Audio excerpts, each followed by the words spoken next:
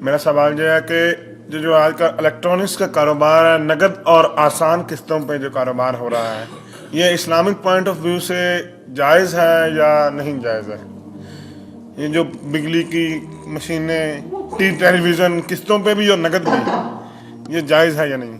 دیکھیے، میں نے اگرچہ ابتدا میں آپ سے کہا کہ میں فقہی مسائل میں دخل نہیں دینا چاہتا، لیکن بعض چیزیں ایسی ہیں کہ جن کے بارے میں میری یہ رائے ہے کہ میں یہ رسک لے کر بھی کہ علماء میری اس بات سے اختلاف کریں گے، میں وہ بات بیان کروں۔ وہ ایک ایسا حق ہے، احقاق حق، جس سے جین اور جان چرانی نہیں چاہیے۔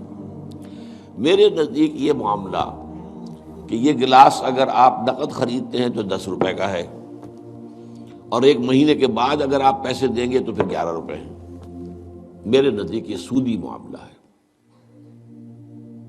1 روپیہ سود ہے۔ یہ ایسے ہی ہے کہ آپ نے کسی کو 10 روپے قرض دیے اور 1 مہینے کی مدت کے حوالے سے 1 روپیہ بڑھ گیا۔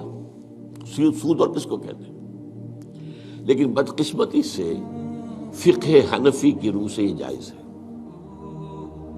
لہذا علماء کا فتویٰ موجود ہے ان لوگوں کے لیے۔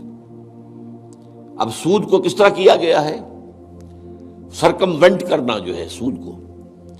آپ ایک کار خریدنا چاہتے ہیں، آپ کے پاس پیسہ نہیں ہے، آپ 10 لاکھ روپیہ بینک سے لیتے ہیں، بینک اپنا جو ہے آپ کو 10، 15، 20% کے اوپر قرض دے دیتا ہے۔ اس کے بجائے ایک راستہ اختیار کیا، ہم آپ کو کار خرید دیتے ہیں، آپ ہمیں 10 سال کی قسطوں میں پیسے دے دیجیے۔ وہ اپنے 10 سال کا سود کیلکولیٹ کر کے اس پہ ڈال دیتے ہیں، وہ آپ کو دینا پڑے گا۔ تو یہ صرف ایسے ہی ہے کہ ناک کو سیدھا پکڑ لیا جائے، یا یہ کہ پھرا کر ہاتھ جو ہے گردن سے، میرا تو ہاتھ نہیں پہنچتا، لیکن یہ کہ بہرحال جن کے پہنچ جاتے ہیں ہاتھ، وہ اس کو جائز کیے بیٹھے۔